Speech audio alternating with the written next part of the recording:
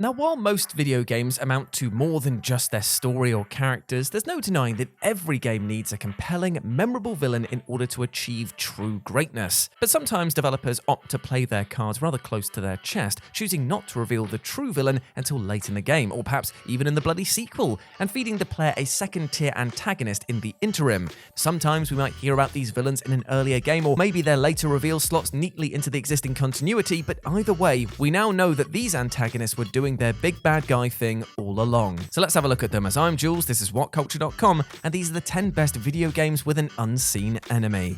Number 10, Resident Evil.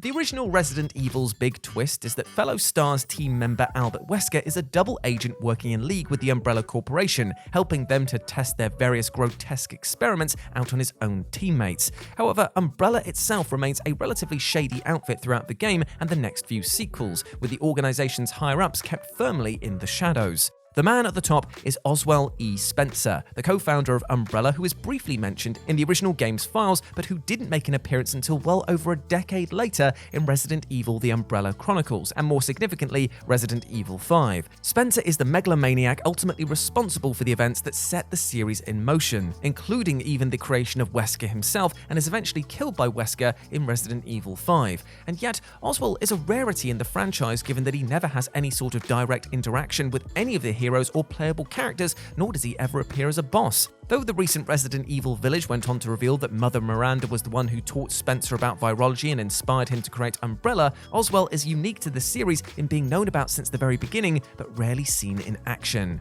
Number 9, Crash Bandicoot. Though Dr. Neo Cortex is of course the main villain of the first 2 Crash Bandicoot games, threequel Crash Bandicoot Warped reveals that there has actually been a puppet master pulling the strings behind him all along. Enter Uka Uka, a voodoo masked spirit and evil twin brother of the benevolent witch doctor Aku Aku. Crash 3 sets Uka Uka free from his underground prison, where he reveals that he's basically the Thanos-like big bad of the entire series, and has effectively been using Cortex as a pawn to do his bidding. While Uka Uka's insertion into the franchise is an undeniable retcon given the lack of clues to his existence in either of the first 2 Crash games, he's certainly more imposing and palpable a threat than the rather goofy Cortex, much as we do love him.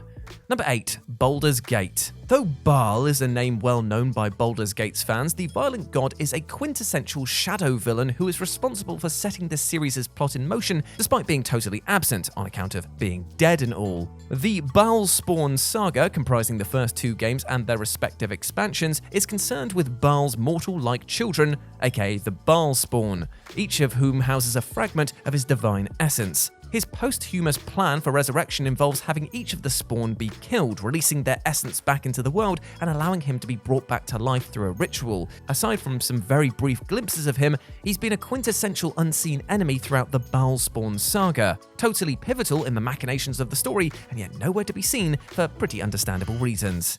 Number 7, Doom. Though Olivia Pierce is the villain of the Doom 2016 reboot, and the Khan Maker is the primary antagonist of the sequel Doom Eternal, ultimately both ended up making a pact with the series' real big bad, who is only revealed in Eternal's 2-part DLC campaign, The Ancient Gods. There we finally meet the one behind everything, the Dark Lord himself, aka Davoth, the supreme ruler of Hell who made a pact with Pierce to open portals to Hell on Mars and granted the Khan Maker enormous power in exchange for more worlds to enslave. Davoth eventually reveals that he created the multiverse and everything in it, including Earth, Mars, Hell, and so on, and also bears a notable physical resemblance to the Doomslayer himself. But the most curious thing about the Dark Lord reveal is that considering Eternal confirms that we're playing as the same Doomslayer from the original games, that makes the Dark Lord the overarching antagonist of not just this reboot franchise, but the entire series dating back to its 1993 debut. With the Dark Lord killed at the end of the Ancient Gods, it'll be interesting to see where things go from here. Number 6, Mortal Kombat. Keeping track of the Mortal Kombat franchise sure isn't easy, especially with the number of unseen villains who have later been confirmed to have just been hanging around in the periphery. In the series' earlier entries though, it's fair to say that Shao Kahn was the pervading big bad, yet the Emperor of Outworld didn't appear in the original 1992 game, with Shang Tsung instead having served as the first Mortal Kombat villain, who if victorious in one more Mortal Kombat tournament would be able to take control of Earthrealm. Mortal Kombat 2 introduces Shao Kahn as the true main villain while basically demoting Shang Tsung to lackey status. And ever since, Khan has maintained a reputation as one of the fiercest recurring bosses throughout the series. Mortal Kombat has admittedly pulled this bait and switch a few times, what with the subsequent introductions of the One Being, the all-powerful creator of the realms, and Kronika, the ancient deity predating all others who controls the universe's timeline. These villains were all canonically around during the events of the original game, but in Kronika's case, she didn't reveal herself until the most recent game in the series, Mortal Kombat 11.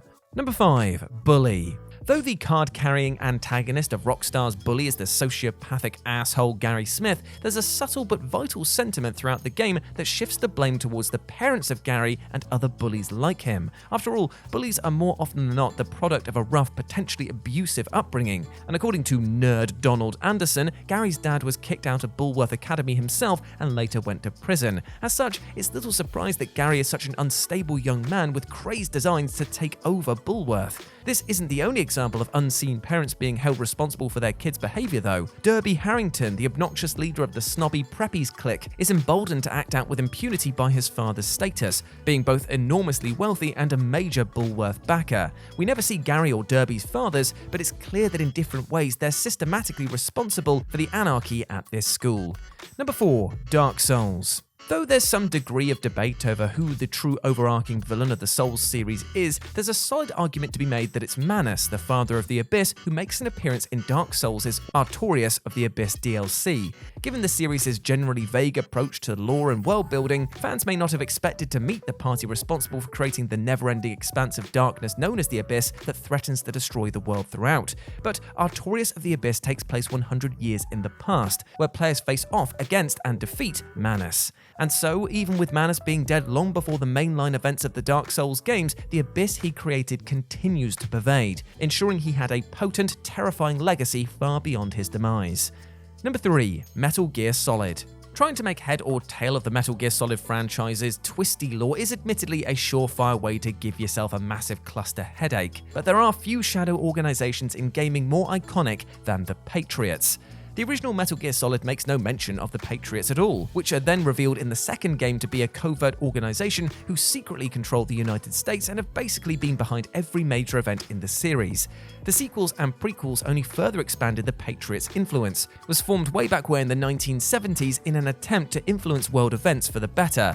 Infighting led to Big Boss and Eva leaving, while Zero became the de facto leader, and ultimately developed AI iterations of the Patriots to follow his command after his death. Typically though, the AI versions deviated from his plans and had their own designs on the future of humanity, including censoring digital information and manipulating global warfare for their own gain. Ultimately, Solid Snake was able to bring the Patriots down at the end of Metal Gear Solid 4 Guns of the Patriots, but to anyone playing the original MGS back in 1998, you'd never have guessed what Hideo Kojima was cooking up in the periphery. Number 2. Dead Space. The Dead Space games are of course best remembered for players battling the grotesque mutated creatures known as the Necromorphs, humans which have been driven insane and transformed by the mysterious extraterrestrial objects known as the Markers. It isn't until Dead Space 3 that we learn the truth behind the creation of the Markers and therefore the Necromorphs, that they're part of a reproductive cycle of the Brethren Moons, gigantic spacefaring creatures which represent the final stage in a Necromorph's evolution. Long story short, the Brethren Moons will seed a suitable planet with markers intended to turn the local population into necromorphs. When enough conversion has been achieved, a convergence event will be triggered that amasses all of the necromorphs in the area to form a new Brethren Moon. The game's Awaken DLC ended with the Brethren Moons launching a full-on attack on Earth, and fans have been left hanging ever since. Given that the next game in the series is a remake of the original though, there's no guarantee that this thread will ever be picked up on again. Now, before I reveal our number 1 pick today, if you haven't played Horizon Forbidden West yet, major spoilers will follow.